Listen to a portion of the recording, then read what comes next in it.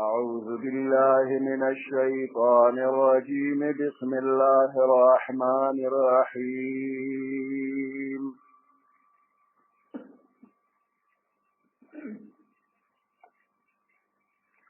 ومن الناس من يقول آمنا بالله وباليوم الآخر وما هم بمؤمنين يخادعون الله والذين آمنوا وما يخدعون إلا أنفسهم وما يشعرون. صدق الله العظيم.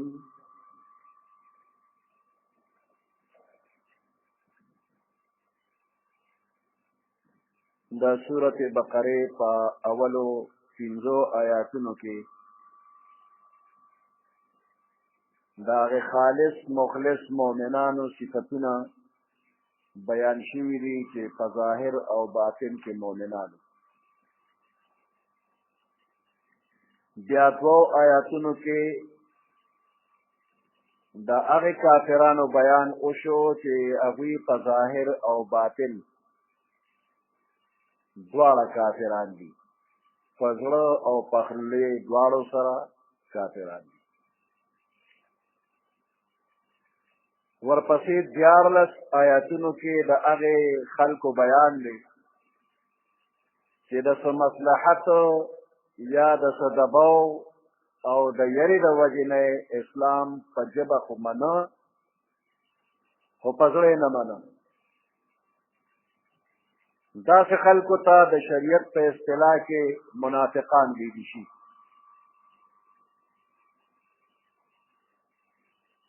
منافق دې ته وایي چې ان یعترف بلسانه بالایمان ويقر به وينكره بقلبه ويصبح على حال ويمسي على غيرها.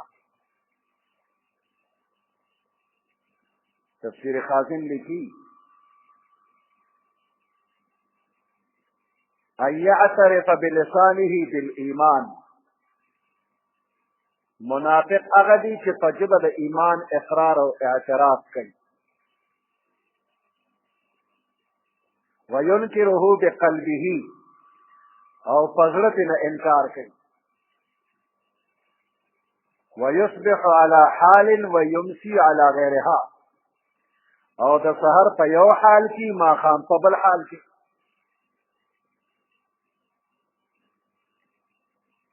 دغه رنګ منافق هغه چاته ویلی شي چې څوک اظهار د خیر کوي او په زړه کې شر وي. ابن کثیر تفسیر لیکي النفاق اظهار الخیر و اصرار الشر. اظهار د خیر کوي او پټ په زړه کې شر ساتي.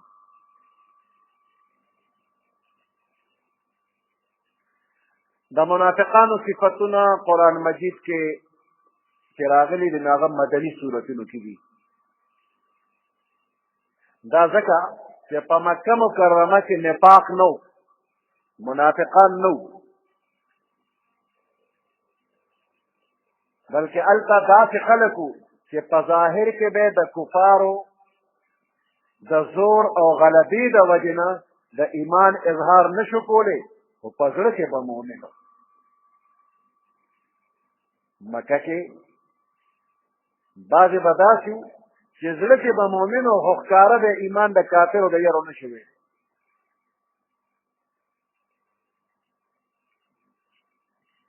نو د منافقانو صفتونه مدني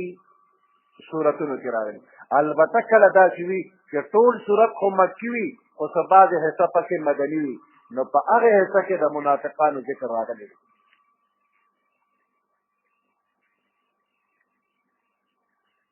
پیغمبر علیه السلام چې مدینې منورې ته هجرت وکړ نو هلته د انصارو دوه ډلې وې، یو اوس او بل خزرج. چې په جاهلیت کې د بوتانو عبادت کو لکه د عربو د مشرکانو په شان. او د یهودیانو هم درې قبیلې وې، یو ته د بنو قینقاع وې، دویم بنو نذیر او دریم بنو قریظه. د بنو قینقاع او بنو نذیر د خزرج سره او د بنو قریظه د اوس سره دوستانه تعلقات. د اوس او خزرج نه خوش قسمتو خلکو ایمانونه راوړل او په یهودیانو کې عبدالله ابن سلام رضی الله تعالی عنه غوندې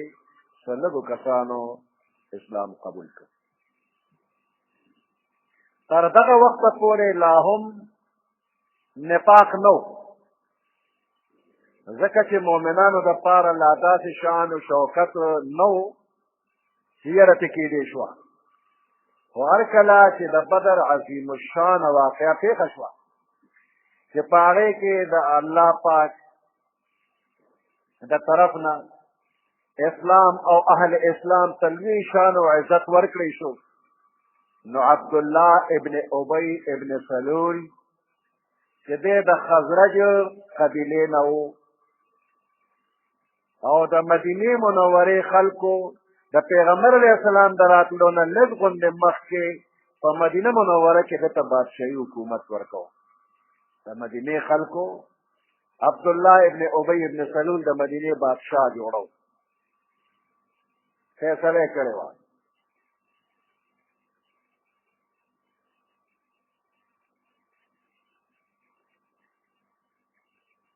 دی د اوس او د خزرج د دواړو ډلو رئیس جوړېده. خو چې کله پیغمبر علیه السلام مدینې منورې ته تشریف راوړو نو د عبدالله ابن ابی ابن سلول د ده مشري ختمه شوله او پیغمبر علیه السلام ته اوس مشري ټوله حواله شوله. نو د دې سړي په زړه کې اسلام او اهل اسلام سره حسد پیدا شو. نو د بدر د واقعې نه پس ده وویل چې اسلام خو مخ په وړاندې روان دی. نو ده په اسلام کې منافقانه طور باندې خپل اعلان وکړ چې زه مسلمان یم. بیا د ده په طریقه باندې نور خلک داسې وو چې هغه هم را روان شو، په ظاهره اسلام کې داخل شو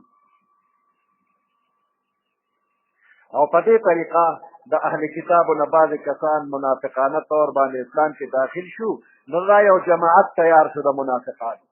یو ډله تیاره شوله. د بعضې مصلحتونو په وجه د اسلام د قوت او شان شوکت او دباو او د یرې د وجې نه اسلام کې داخل شو او زړه کې اسلام نه او پیغمبر علیه السلام او مسلمانانو سره بغض او حسد ساتل. بیا وروستو دې خلکو د منافقانو اسلام ته او مسلمانانو ته او پیغمبر علیه السلام ته ډېر تکلیفونه او ضررونه رسول او پورا منظم طریقې سره کوشش یې کو. نو دا ډله هم د مخکې په شان کافرانو، خو د دې ډلې د مخکې ډلې نه ضرر زیات و. د مخکې ډله خصوصي کافرو ښکاره دی من کافران دي، د هغې نه خو ځان بچ کول اسان و ځکه ظاهر او باطن یو شان کافر او دوی په ظاهره مسلمان او پټ کافر، نو د دوی د ضرر نه بچ کېدل مسلمانانو ته اسان نه. لکه دا په مسلمانانو کې ګډ وډ شریک و، د مسلمانانو هر قسمه راز نه به خبرېدلې. یو ځای ناسته پاسته په وجه باندې مسلمانانو د دوی هغه خباثتونه هغه ښکاره کولی نه شو، بیانولی نه شو. د دې مثال د لستوڼي د مارو ضرر یې زیات او ځان ساتل ترې نه مشکل نو ځکه الله پاک دلته د ښکاره کافرانو بیان صرف په 2 آیاتونو کې وکړ او د منافقانو بیان یې په 14 آیاتونو کې وکړ ورسره د دوی 2 مثالونه هم بیان کړي چې مؤمنان ترېنه ښه هوښیار شي او د ضرر نه ځان بچي منافقان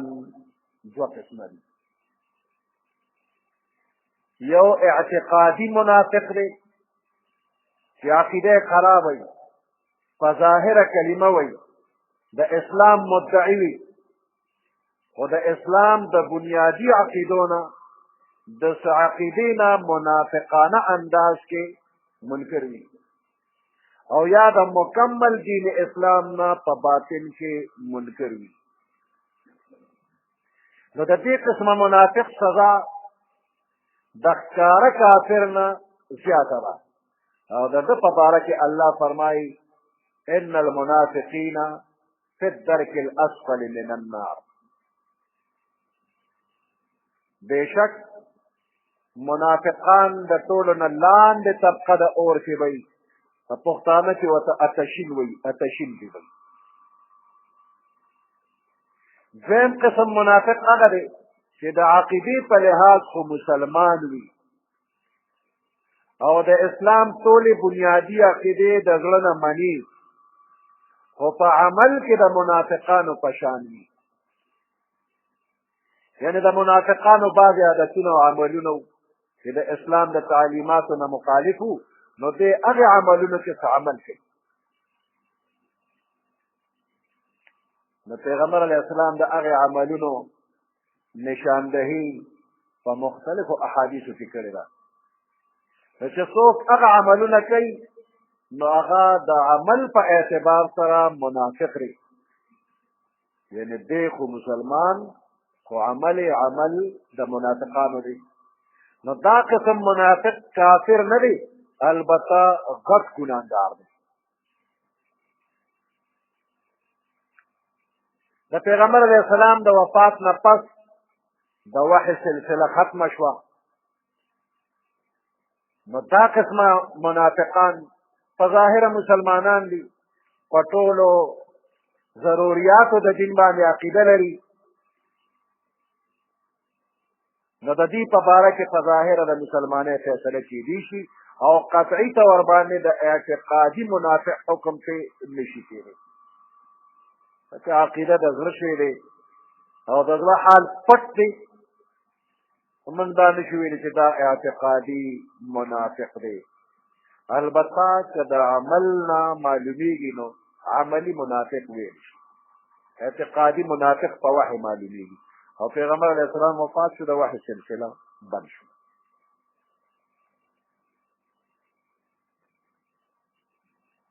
دا منافق شو د منافق سره نږدې یو بله طبقه ده چې هغې ته زندیق وایي دا زندیقان څنګه دي که څوک داسې چې په خوله باندې خو دعوا د اسلام کوي او د اسلام د عقیدو او حکمونو په باره کې په قرآن مجید او احادیثو کې راغلي الفاظ په خپل حالت برقرار ساتي خو د هغې په معنو کې داسې فاسد او غلط تعبیر کوي چې د هغې په ذریعه د هغه شرعي عقیدې او حکم هغه حقیقت او حیثیت بدلیږي کم چې پیغمبر علیه السلام او صحابه کرامو او د امت د بزرګانو نه مسلسل او متواتر را روان او امت په هغې اجماع کړي وي لکه د مثال په طور داسې وایي چې قرآن حق دی او په قرآن کې د جنت او د دوزخ ذکر هم حق دی او دا بندوي مراد د جنت نه هغه خوشحالي ده چې انسان ته په سبب د ښو صفتونو اختیارولو سره حاصلېږي په دنیا کې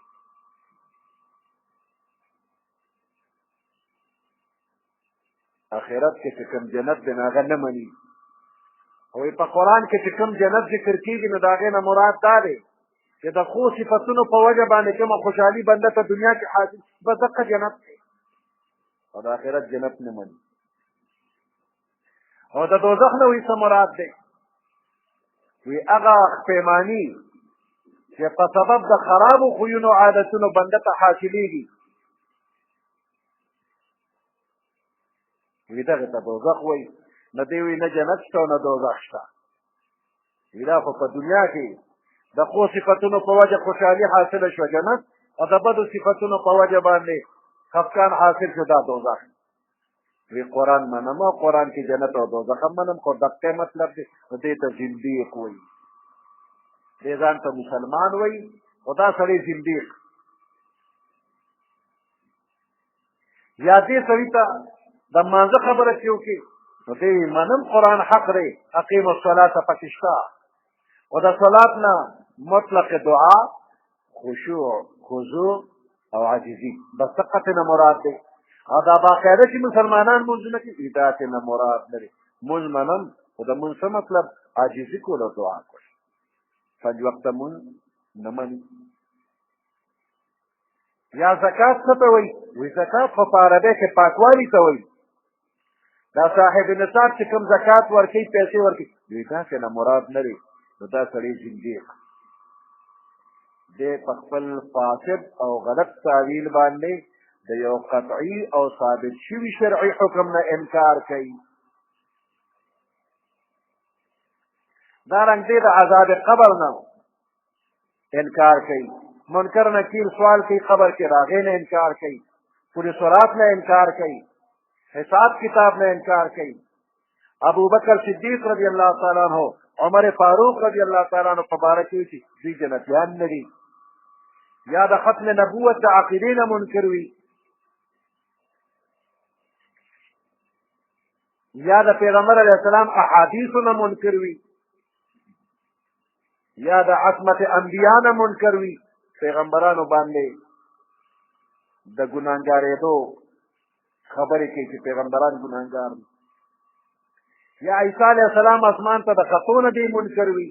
اخره زمانه کې بیا دنیا ته د راتلو نه منکر وي یا یو شرعي حکم سپک ګڼي او دارنګ د پیغمبر علیه السلام یا د نورو پیغمبرانو په باره کې ګستاخي کوي او چې کله عالمان راونیسي چې دا خبره خو غلطه ده نو دی ولا بیا رنګ رنګ تاویلونه شروع کړي او ځان د کفر نه بچ کوي نو داسې قسم خلکو ته د قرآن په ژبه کې ملحد وایي ملحد حمیم سجده آیت نمبر 40 کې الله فرمایي ان الذين يلحدون في آیاتنا هغه خلک چې الحاد او کجروي کوي زمونږ په آیاتونو کې لا يخفون علينا دې په من باندې پټ نه دي خدای وایي زمانه پټ نه دي افمن یلقى في النار خیر ام من یأتي آمنا آیا هغه څوک چې دوزخ کې اچولی شي هغه بهتر دي او که هغه کس چې موږ ته په امن راځي یوم القیامه د قیامت پر اعملوا ما شئتم انه بما تعملون بصیر چې څه کوئ هغه کوئ الله په هغه عملونو کې تاسو یې کوئ لیدونکي دي نو قرآن کې ورته ملحد وي او په احادیثو کې ورته زندیق وي عبدالله ابن عمر رضی الله تعالی عنهما فرمایي سمعت رسول الله صلى الله عليه وسلم يقول وما د پیغمبر علیه السلام نه اورېدلي دي فرمایلي سيكون في هذه الامة فسخ مسخ په دې امت کې به مسخ وي شکل بدلېدل به وي الا وذلك في المكذبين بالقدر خبردار چې دا به هغه کسي چې د تقدیر نه انکار کوي او تکذیب کوي الزندیقیه دا زندیقان دي اکفار الملحدین کتاب کې علامه شاه انور شاه کشمیر رحمت الله علیه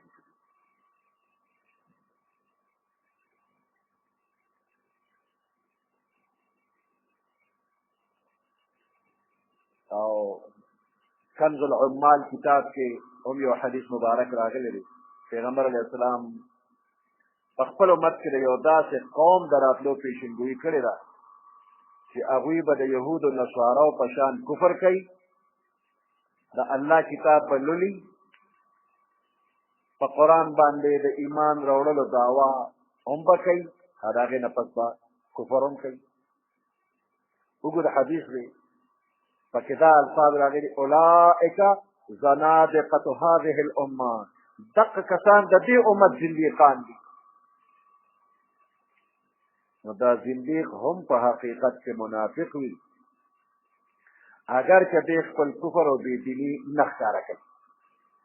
او ځان په مسلمانانو کې حسابوي، د ده باطني خباثت ډېر زیات وي او مسلمانانو ته د ده ضرر د ښکاره کافر نه ډېر زیات. د دې خلکو نور هم ډېر خباثتونه دي بې حده زیات.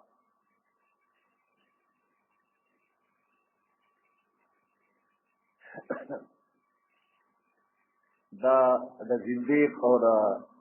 منافق په منځ کې دا فرق اکثار الملحدین کې علامه انور شاه کشمیری رحمت الله علیه اکثار الملحدین کتاب کې کړی دی. ومن الناس بعض د خلقنا من هغه څوک دی یقولو چې وایي آمنا من ایمان راوړی دی بالله په الله پاک باندې وبالیوم الاخر او پر ورځ د آخرت ایمان راوړی دی وما هم بمؤمنین حال دا دی چې دوی ایماندار نه دي. دې آیات کې الله پاک د منافقانو تش په خولې باندې په الله تعالی او په آخرت ایمان راوړلو دعوه ذکر کړه او بیا الله د دې دعوې رد وکړه چې دوی د الله د طرف نه په الله تعالی باندې او په ورځ د قیامت باندې د ایمان لرلو دعوه صرف د ژبې په سر کوي او په حقیقت کې دوی په الله او په ورځ د آخرت ایمان لرونکي نه دي. دا دعوه د دوی په حقیقت مبني نه ده، دوی دروغجن دي.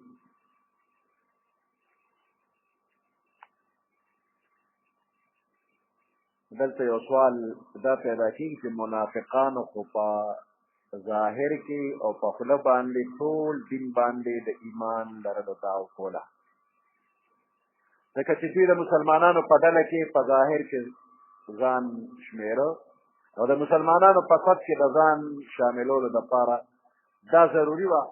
چې په ټول دین باندې مکمل ایمان ولري. نو دلته د دوی په دعوه کې صرف د دوو عقیدو ایمان بالله او ایمان بالیوم الاخر ذکر ولې شوی دی؟ د دې سوال نه جواب دا دی چې په اسلامي عقیدو کې دې دوو عقیدو ته ډېر زیات اهمیت او عظمت حاصل دی، ځکه چې څوک په الله تعالی باندې د ایمان لرلو دعوه کوي، ظاهره خبره ده چې په الله تعالی باندې با ایمان په هغه طریقه راوړي چې څنګه الله تعالی غواړي او څنګه چې د الله تعالی ذات سره مناسب وي او د هغه په کتابونو باندې او ټولو رسولانو باندې او ټولو احکام او شرایعو باندې به ایمان لري او په دنیا کې به د الله تعالی د مرضیاتو مطابق زندگی تیروي او د الله تعالی د طرف نه منع شوي څیزونه نه به ځان ساتي. ځکه چې ډېر بنده به دا عقیده وي او دا به یقین وي چې زه به الله ته پیش کېږم، حساب کتاب به راسره کېږي، نو په نیکو اعمالو به راته ښه بدله او په بدو اعمالو به راته سزا میلاوي. نو په ایمان بالله کې اشاره شوې ده دې خبرې ته چې په زندګۍ کې چې د خدای د طرف نه کوم احکام او هدایات بندګانو ته راځي نو په هغې ټولو زموږ ایمان دی او په ایمان بالآخرت کې دې ته اشاره ده چې په آخرت کې څه پېښېږي او د دنیا په ژوند کې شوو اعمالو باندې جزا او سزا ملاوېدو باندې زموږ ایمان دی. ظاهره ده چې دا ټول د پیغمبر علیه السلام د تعلیم نه بغیر نشي معلومېدی، ځکه چې د حواس او د عقل په ذریعه د الله مرضیات او نامرضیات او د آخرت خبرې نشي معلومېدی. لهذا د ایمان بالله او بالیوم الاخر په ضمن کې ایمان بالرسول هم راغی. نو ګویا چې دوی دا دعوه لرله چې زموږ په الله او د آخرت په ورځ او د الله په پیغمبر په محمد رسول الله باندې ایمان دی.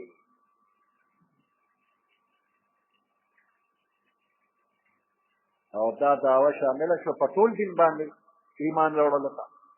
نو د ایمان بالله او ایمان بالیوم الاخر د دعوې سره د دوی د ایمان بالرسول دعوه هم راغله. دې خبره کې دوی دروغجن دي، په پیغمبر علیه السلام یې کله ایمان راوړ. دا منافقان په دې دعوه کې دروغجن دي چې موږ په پیغمبر علیه السلام ایمان راوړ. سورة منافقون کې د دې خبره الله ذکر کړې ده. اذا جاءك المنافقون قالوا نشهد انك لرسول الله. چې کله تا ته دا منافقان راشي نو دوی درته وایي چې موږ شهادت کوو چې ته د الله رسول یې. والله يعلم انك لرسوله. الله ته علم دی چې ته د الله رسول یې. والله يشهد ان المنافقين لكاذبون. الله گواهی کوي چې منافقان دروغجن دي. نو الله تعالی د دوی رد وکړو چې وما هم بمؤمنین، دوی ایماندار نه دي. او دې ده چې بل سوال دی، دا یهودیان چې نو دوی خو په الله ایمان لره او د آخرت عقیده هم یهودیان لري په خپل تورات کې. نو دا منافقان اکثریت یهودیانو او په الله او په قیامت د دوی ایمان لرلو عقیده وه. او څه خلک داسې چې یهود نه وو، نو چې یهود نه دي نو هغوی په څه ناسه طریقه الله او آخرت منه. نو دوی وی آمنا بالله و بالیوم الاخر، او خدای وی دا دروغجن دي، ایمان نه لري. دا خو د دوی د عقیدې سره برابر دي. نو ولې خدای پاک وایي چې دوی ایماندار نه دي او دوی دروغجن دي؟ نو د دې جواب دا دی چې د خپل مزاج او خپل خواهش مطابق الله منل او ورځ د آخرت منل د الله پنیر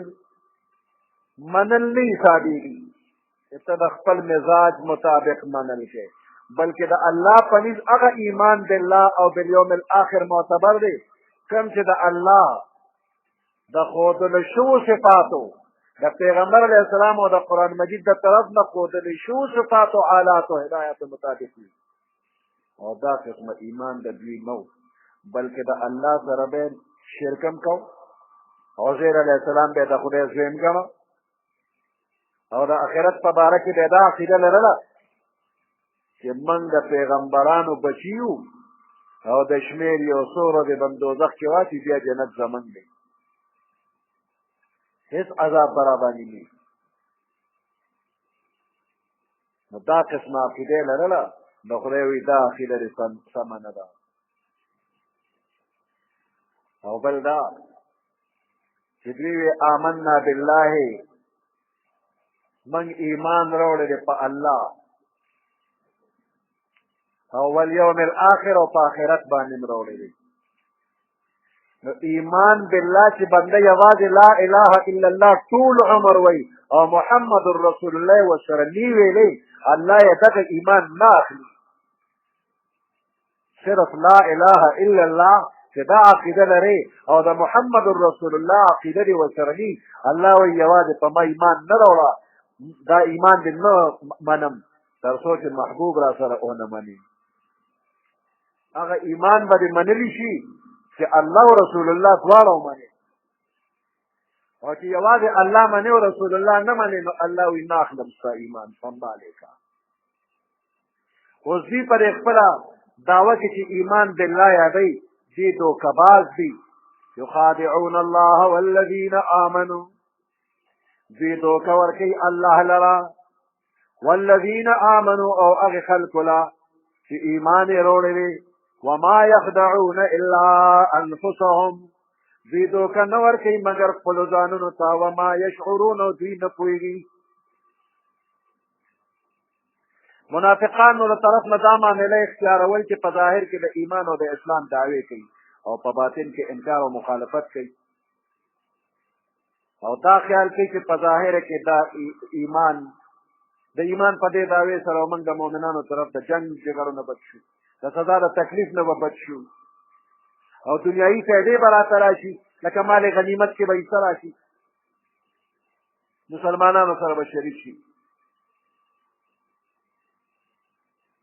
او مال جان به محفوظ شي نو دوی په داسې معامله کوي لکه چې دوی الله له دوکه ورکوي مؤمنانو له دوکه ورکوي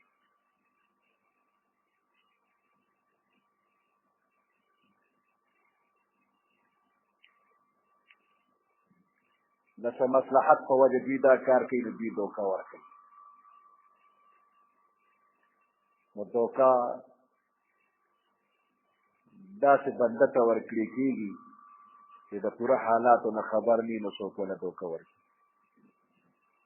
نو الله له څنګه دوکه ورکړي الله د پوره حالاتو نه خبر دی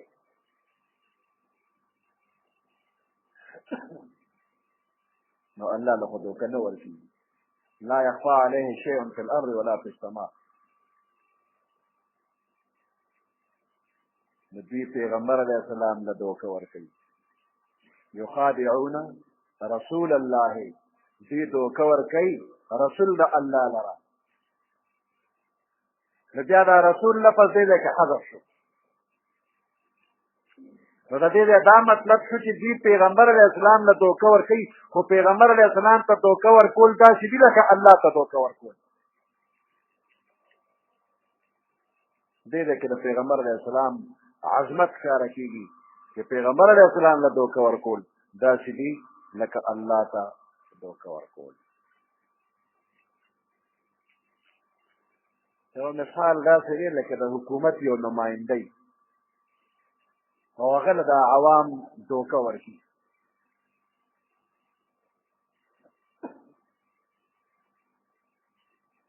نو خلک وي د فلاني حکومت له دوکه ورکړه نو د حکومت یو نماینده له دوکه ورکړي نو خلک وي حکومت له دوکه ورکړه نو دا پیغمبر علیه السلام د الله نماینده دی الله حاکم اعلی او پیغمبر دا د الله نماینده او خلیفه نو ده ته دوکه ورکول داسې دي لکه الله ته دوکه ورکول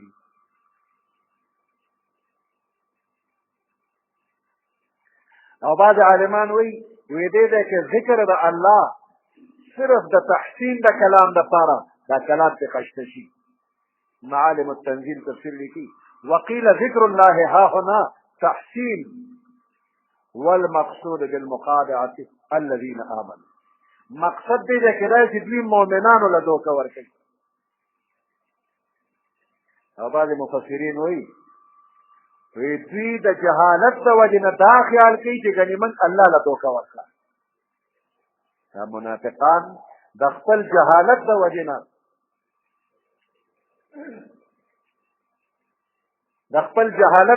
نه دا خیال کوي چې ګنې موږ الله له دوکه ورکړه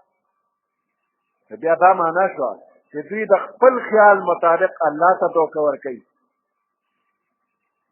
یخادعون الله فی زعمهم دوی خیال کوي چې الله له دوکه ورکړه نو الله به دوی له د دوی د دې دوکې سزا ورکوي سورة نساء کې الله فرمایي یخادعون الله وهو خادعهم دوی الله له دوکه ورکوي الله دوی له دوکه ورکوي یعنې الله دوی له د دوی د دوکې سزا ورکوي د دوی د دوکې سزا الله دوی له ورکوي وما يخدعون الا انفسهم وما يشعرون دوی دوکه نه ورکوي مګر خپلو ځانونو ته نو حکم شرعي کې که یو سړی دوکې کوي نو هغه ځان دوکه کوي لکه یو سړی و نو هغه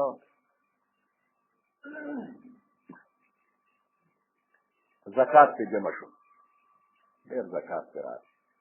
بیا پیسو ته کتل دا ټوله ډېرې به به ورکړو اورېږه وي یو چل کوم نو د زکات نغدې پیسې یې په منګي کې واچو او د پاسه یې پې غنم واچو د هغه منګي یې جومات ته یوړو او ملا صاحب ته وی چې ملا صاحب راشه د منګي او په دې کې چې کوم زکات دی نو دا ټول واخله قبول کړه دې منګي کې مې زکات راوړلی دا قبول کړه. اوس الله وایي چې په دې منګي 20 روپۍ هم د زکات دي، وایي دې کې منګي کې مې زکات راوړلی دا زکات ټول قبول کړه. ملا صاحب غریب و نو بس هغه واخیسته منګي چې قبول یې که نه دی ورته وایي چې ملا صاحب دا خو ستا د ژرندې یوه خوله نه کېږي او څه دی دا ژرندې راوړې خوښه دې نه ده چې دا منګي سره د دې زکات ټول تا نه په 100 روپۍ واخلم. هغه وایي چې خو د 100 روپو غنم هم نشته دی او دې پې 100 راکړي. وایي ډېره ښه ده واخله. هغه منګي یې ونه ورکړه 100 روپۍ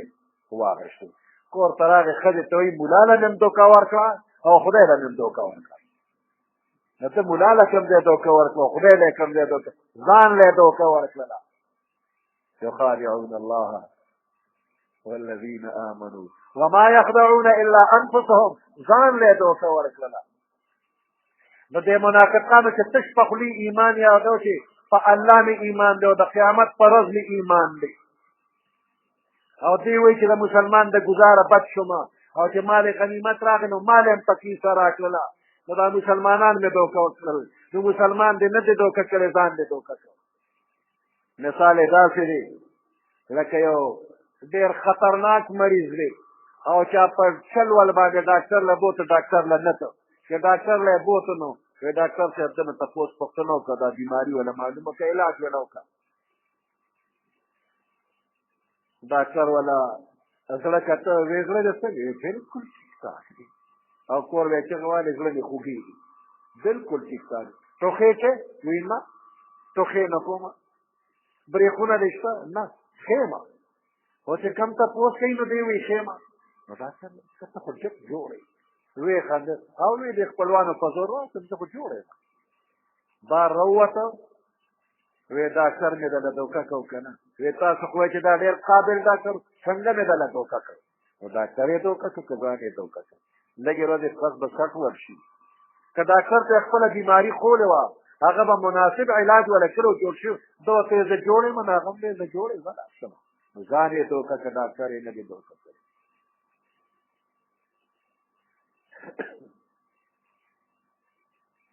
ومن الناس بعض د خلقنا من اغسوک دی یقول آمنا چې دی وی من ایمان روڑی بالله پا اللہ پاک باندې و بالیوم الاخر و پر ورځ د آخرت من ایمان روڑی وما هم بمؤمنین حال دا دی چې دوی ایماندار نه دي. یخادعون الله دوی دوکه ورکوي الله لره په خپل خیال کې یا دوی دوکه ورکوي رسول الله لره په خپل خیال کې. والذین آمنوا او هغې خلکو ته دوکه ورکوي چې ایمان یې راوړی دی. وما یخدعون الا انفسهم دوی دوکه نه ورکوي مګر خپلو ځانونو ته. وما یشعرون او دوی پوهېږي نه. سبحان ربك رب العزة عما يصفون وسلام على المرسلين والحمد لله رب العالمين.